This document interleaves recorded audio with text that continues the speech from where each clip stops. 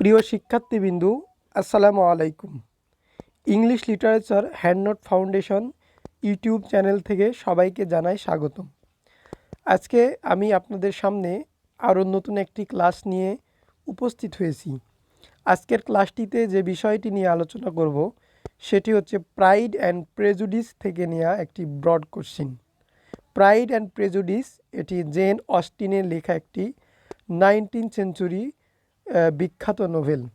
তো প্রশ্নটি হচ্ছে, how Jane Austen presents the social and economic reality in her age in pride and prejudice.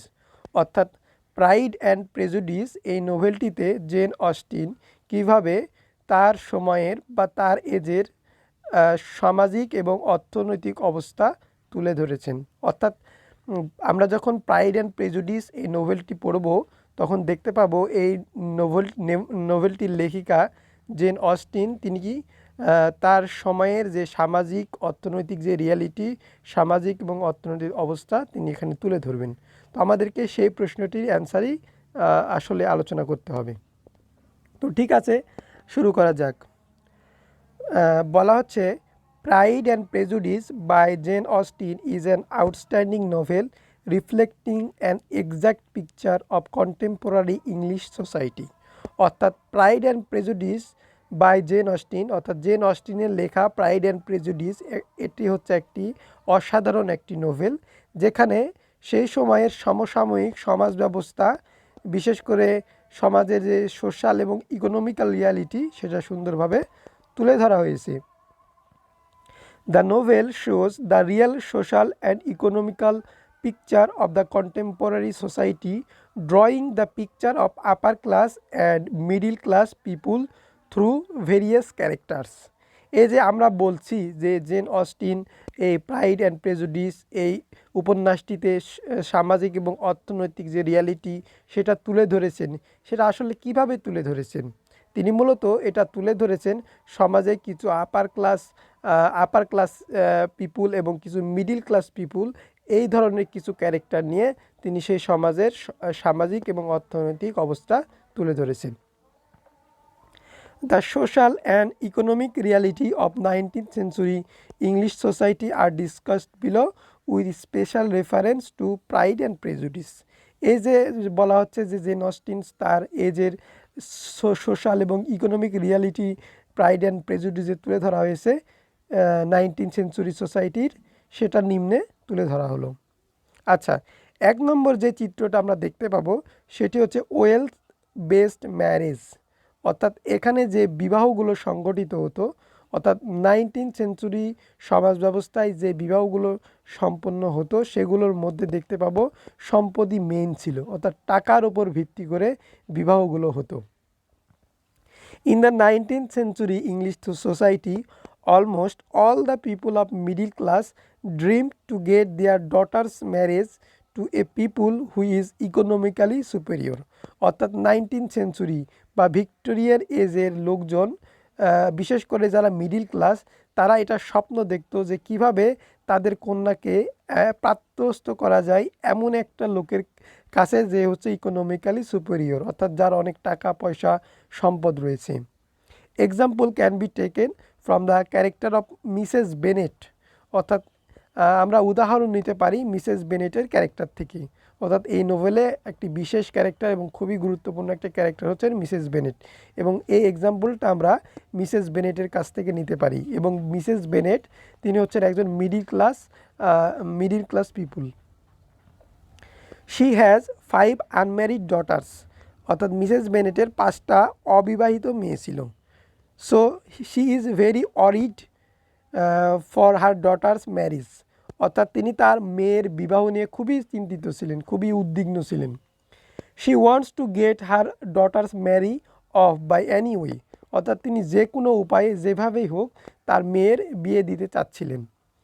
She comes to know that mister Bingley, a wealthy young man, has rented Netherfield Park. অর্থাৎ তিনি জানতে পারলেন যে mister বিংলে নামের একজন ধনী ব্যক্তি তাদের পাশের গ্রামেই নেদারফিল্ড পার্কে একটি জমি ক্রয় করে নিয়েছে সেখানে বসবাস করার জন্য। She wants to get marriage of her any daughter with Mr. Bingley because he is safe economically.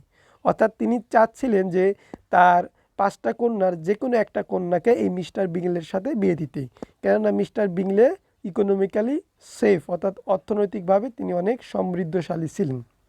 তো আমরা এখানে দেখতে পেলাম যে সমাজে কীরকম বিবাহ প্রচলন ছিল।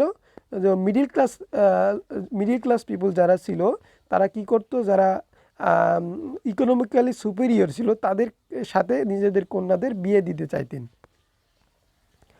On the other hand, as the family has no male figure, Mrs. Bennet wants that Elizabeth should accept the proposal of Mr. Collins so that the property of Bennet family will be passed to Collins after the death of Mr. Bennet. অর্থাৎ অন্যদিকে আমরা দেখতে পাবো যে যেহেতু Mrs Bennett ফ্যামিলিতে কোনো পুরুষ সন্তান ছিল না, সেহেতু এলিজাবেথ যে মিস্টার কলিন্সের প্রপোজাল রিজেক্ট করে দিয়েছিলেন এটাকে তিনি অপছন্দ করেছিলেন। তিনি চাচ্ছিলেন যে মিস্টার কলিন্স এর সাথে এলিজাবেথের বিয়ে হোক, কেননা মিস্টার কলিন্স ইকোনমিক্যালি সুপিরিয়র ছিলেন, অর্থাৎ তার অনেক সয় সম্পত্তি ছিল এবং তিনি মিস্টার কলিন্সের সাথে এলিজাবেথকে বিয়ে দিতে চাচ্ছিলেন এই জন্য যে বেনেট পরিবারের যে সম্পদ, যে প্রপার্টি, সেগুলো বিয়ের পর এবং মিস্টার বেনেটের পর সবগুলো ওই এলিজাবেথের কাছেই থেকে যাবে। সেই জন্য তিনি চাচ্ছিলেন যে মিস্টার কলিন্সের সাথে এলিজাবেথ বেনেটের বিয়ে দিতে। But Elizabeth rejects his proposal. But Elizabeth কী করেন, এই মিস্টার কলিন্সের যে প্রপোজাল সেই প্রপোজালটা রিজেক্ট করে দেন। At the end she also marries Mr. Darcy who is economically comfortable enough.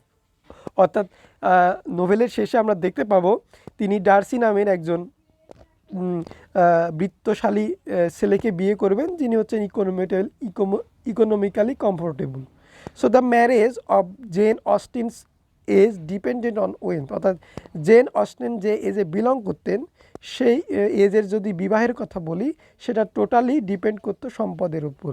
অর্থাৎ যারা মিডিল ক্লাস পরিবারের লোক ছিল তারা চাইতো কি করে তাদের মেয়েকে একটা আপার ক্লাসে বিলং করে এরকম একজন ছেলের সাথে বিয়ে দেয়, এই দিকে তারা খুবই নজর দিত।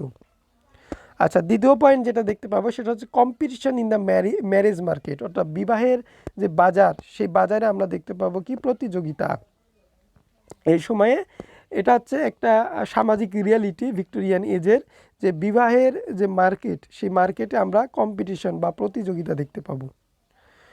When mister Bingley comes to Netherfield Park, Mrs Bennet suggest her husband to pay a visit to mister Bingley. তো অর্থাৎ যখন মিস্টার বিংলে এই নেদারফিল্ড পার্কে আসে তখন মিসেস বেনেট চাচ্ছিলেন বা মিসেস বেনেট তার হাজব্যান্ডকে বলেন যে তিনি যেন মিস্টার বেনেটের সাথে দেখা করে আসেন। She wants her husband pointing out a unmarried daughter of Sir William and Lady Lucas. অর্থাৎ তিনি তার হাজব্যান্ডকে বলছেন যে আমার প্রতিবেশী উইলিয়াম এবং লেডি লুকাসের একটা মেয়ে রয়েছে, তো যতক্ষণ না উইলিয়াম এবং লেডি লুকাস মিস্টার বিংলের কাছে যায় তুমি তার আগে গিয়ে তোমার মেয়ের যে বিয়ের কথা সেটা বলে ফেলো। অর্থাৎ এখানে আমরা একটা কম্পিটিশান দেখতে পাচ্ছি যে প্রতিবেশী আগে গিয়ে বিয়ের প্রপোজাল দেওয়ার আগেই তুমি গিয়ে বিয়ের প্রপোজাল দিয়ে দাও যাতে মিস্টার বিংলে তোমার বা আমার মেয়েকে বিয়ে করে নেয়। Even she mentions the two nieces of Mrs Long. অর্থাৎ তিনি মিসেস লংয়ের দুইটা ভাতিজি ছিল, তার সেই দুইটা ভাতিজির কথাও বলেন। Who informs her about the arrival of mister Bingley, যে তাকে এই মিস্টার বিংলের অ্যারাইভালের কথা বলেছিলেন। অর্থাৎ এখানে ঘটনা এরকম হয়েছে যে এই যে মিস্টার বিংলে নেদারফিল্ড পার্কে আসছেন এই ঘটনাটা মিসেস লং মিসেস বেনেটকে জানাইছিলেন। তো মিসেস লংয়েরও দুইটা ভাতিজি ছিল, তো মিসেস বেনেট চাচ্ছিলেন যে মিসেস লং গিয়ে তার ভাতিজির ব্যাপারে মিস্টার বিংলের সাথে কথা বলার পূর্বেই এই মিস্টার বেনেট গিয়ে তার মেয়ের বিয়ের ব্যাপারে কথাটা mister বিংলেকে জানাক। This competition for marriage actually represents the reality of marriage of the in the contemporary society. এই যে আমরা বিয়ের মধ্যে কম্পিটিশন বা প্রতিযোগিতা দেখতে পাচ্ছি, এটার মাধ্যমে আমরা বুঝতে পারছি যে সেই এজে বা কন্টেম্পোরারি ইংলিশ সোসাইটিতে সমসাময়িক 19th সেঞ্চুরি সমাজ ব্যবস্থাতে বিয়ের মধ্যে কী ছিল, কম্পিটিশন ছিল। এটা হচ্ছে একটা রিয়ালিটি অফ ম্যারেজ, অর্থাৎ বিয়ের একটা বাস্তবতা 19th সেঞ্চুরি ইংলিশ সোসাইটির। আচ্ছা, তৃতীয় পয়েন্ট যেটা রয়েছে রিয়াকশান এগেনস্ট ইনটেইলমেন্ট ল, অর্থাৎ সে এজে একটা আইন ছিল, সম্পদের একটা আইন ছিল, সে আইনের বিরুদ্ধে মিসেস বেনেটের একটা রিয়াকশান আমরা দেখতে পাবো এখানে। আচ্ছা, ইনটেইলমেন্ট লটা কি? ইনটেইলমেন্ট ল হচ্ছে সে সময়ে যদি কোনো একটা পরিবারে যদি পুরুষ উত্তরাধিকারী না থাকতো বা কোনো পুরুষ বা ছেলে সন্তান না থাকতো, তাহলে সেই পরিবারের যে সম্পত্তি, সেই সম্পত্তিটা কাছের কোনো একজন রিলেটিভ পেয়ে যাবেন। এই আইনকে বলা হয় entailment law. In pride and prejudice, Jane Austen sharply criticises the entailment law, অর্থাৎ এই যে অর্থনৈতিক একটা আইন, এই আইনটাকে প্রাইড অ্যান্ড প্রেজুডিসে জেন অস্টিন খুব তীক্ষ্ণভাবে সমালোচনা করেছেন। According to the law, as the Bennet family has no male inheritance, the entire property of Bennet family will be passed to Mr. Collins, their nearest relative. অর্থাৎ আইন অনুযায়ী যেহেতু Bennett ফ্যামিলিতে কোনো মেইল উত্তরাধিকারী ছিল না, সেহেতু বেনেট ফ্যামিলির যে সম্পত্তি, সে সব সম্পত্তি চলে যাবে মিস্টার কলিন্সের কাছে। মিস্টার কলিন্স হচ্ছেন তাদের একজন কাছের আত্মীয়। After knowing about the law, এই আইনটা জানার পর মিসেস বেনেট বিকামস সারপ্রাইজড, অর্থাৎ মিসেস বেনেট খুবই আশ্চর্য হয়ে যান, and considers the law as the hardest thing in the world, এবং তিনি মনে করেন যে পৃথিবীর সবচাইতে হার্ড আইন হচ্ছে এটা, কঠিন আইন হচ্ছে এটা। কেননা নিজের সম্পত্তি পুরুষ সন্তান না থাকার কারণে অন্য মানুষের কাছে চলে যাবে, এটা তো মেনে নেওয়া যায় না। মিসেস বেনেট এটাই মানতে পারছিলেন না। As a mother she cannot accept it, মা হিসেবে তিনি কী করতে পারেন না, এটা অ্যাকসেপ্ট করতে পারেন না যে that her husband's state will be pass to another person who is not liked by any member of her family, অর্থাৎ তার সম্পত্তি এমন তার স্বামীর সকল সম্পত্তি এমন একজনের কাছে যাকে তাদের পরিবারে কেউই পছন্দ করেন না। অর্থাৎ আমরা জানি যে মিস্টার বেনেট ফ্যামিলি যে সম্পত্তি, সেই সম্পত্তির উত্তরাধিকারী ছিল মিস্টার কলিন্স, এবং এই মিস্টার কলিন্সকে তাদের পরিবারের কেউই পছন্দ করতেন না। তো মিসেস বেনেট চাইতেন না যে এই সম্পত্তি এমন একজন মানুষের কাছে যাক যে মানুষকে তাদের পরিবারে কেউ পছন্দ করেন না। Thus Austen shows the harsh economic reality of entailment law, এইভাবে জেন অস্টিন এই ইনটেইলমেন্ট আইনের কঠোর যে রিয়ালিটি, সেটা তিনি এই প্রাইড অ্যান্ড প্রেজুডিসে তুলে ধরেছেন। আচ্ছা, তারপরে আমরা দেখব ডাউরি ইন ম্যারেজ, অর্থাৎ বিয়েতে যৌতুক ব্যবস্থা। অর্থাৎ 19th সেঞ্চুরি বা ভিক্টোরিয়ান এই সোসাইটিতে, সমাজ ব্যবস্থাতে এই ডাউরি সিস্টেম বা যৌতুক প্রথা ছিল, সেটি প্রাইড অ্যান্ড প্রেজুডিসে দেখানো হয়েছে। Dowry system is one of the hateful system in the society, অর্থাৎ সমাজের সবচাইতে ঘৃণিত একটি ব্যবস্থা হচ্ছে এই যৌতুক প্রথা। The novel gives a glimpse of this system to show the economic reality of the society, অর্থাৎ সমাজের এই অর্থনৈতিক ব্যবস্থাকে তুলে ধরার জন্য নোভেলটিতে এই ডাউরি সিস্টেমের বিষয়টি তুলে ধরা হয়েছে। In the novel mister Wickham elopes with Lydia Bennet, অর্থাৎ নোভেলে আমরা দেখতে পাবো মিস্টার উইকহাম বেনেট ফ্যামিলির একটা মেয়ে, অর্থাৎ সবচেয়ে ছোটো মেয়ে লিডিয়া বেনেট, তাকে নিয়ে পালিয়ে যায়। After marriage he demands money to Lydia, অর্থাৎ বিবাহের পর সে লিডিয়ার কাছ থেকে যৌতুকের টাকা দাবি করে। Mister Darcy for the sake of his love to Elizabeth he fulfils Wickham's demand, অর্থাৎ যেহেতু মিস্টার ডার্সি এলিজাবেথকে পছন্দ করত, তো এলিজাবেথের মন পাওয়ার জন্য মিস্টার উইকহাম যে যৌতুকের টাকাটা দাবি করেছিল, সেই টাকাটা তিনি পরিশোধ করেন। তো এইভাবে আমরা দেখতে পাবো যে ভিক্টোরিয়ান সমাজ ব্যবস্থায় ডাউরি সিস্টেম ছিল, অর্থাৎ মেয়েকে বিয়ে দেওয়ার জন্য মেয়ের পরিবার থেকে টাকা দিতে হতো, অর্থ দিতে হতো।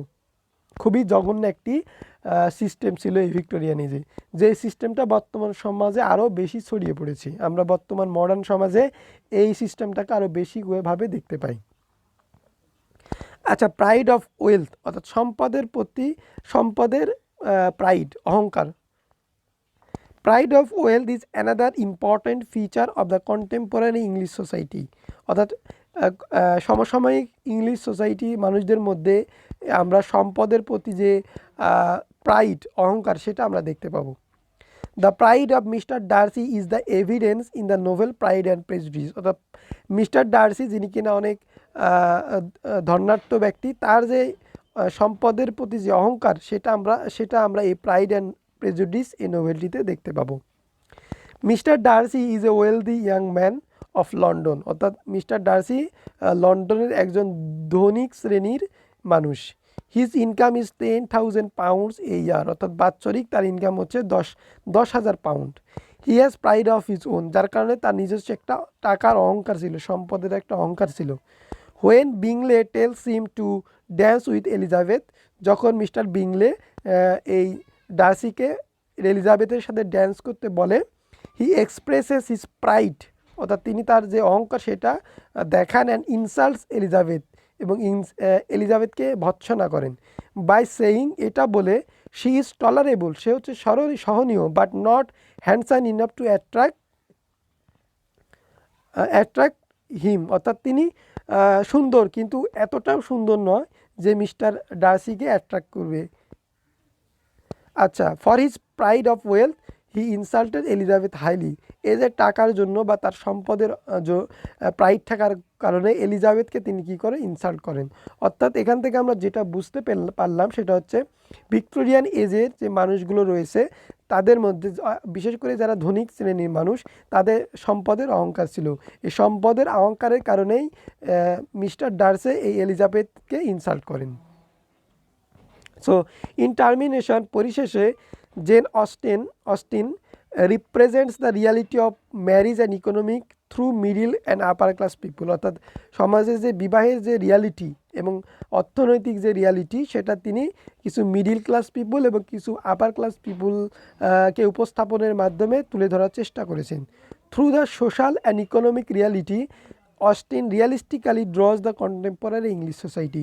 এই সামাজিক এবং অর্থনৈতিক রিয়ালিটি এটা তুলে ধরার মাধ্যমে জেন অস্টিন তার যে সমসাময়িক সমাজ ব্যবস্থা, সেই সাময়িক সমাজ ব্যবস্থার রিয়াল যে পিকচার, সেটা তিনি এই প্রাইড অ্যান্ড প্রেজুডিসে তুলে ধরেছেন। অর্থাৎ আমরা যেটা দেখতে পেলাম সেটা হচ্ছে, আমরা এখানে প্রাইড অ্যান্ড প্রেজুডিসে জেন অস্টিন তার যে কন্টেম্পোরারি সোশ্যাল পিকচার, সেটা মূলত এই নোভেলের মাধ্যমে উপস্থাপনের চেষ্টা করেছেন। তো এই হচ্ছে Jane Austen's economic reality, social and economic reality in her age. তো আজকে এই পর্যন্তই। ক্লাসটি ভালো লেগে থাকলে অবশ্যই এই চ্যানেলটি সাবস্ক্রাইব করে আমার সঙ্গেই থাকবেন। সবাইকে ধন্যবাদ এতক্ষণ পর্যন্ত আমার সঙ্গে থাকার জন্য। আসসালামু আলাইকুম।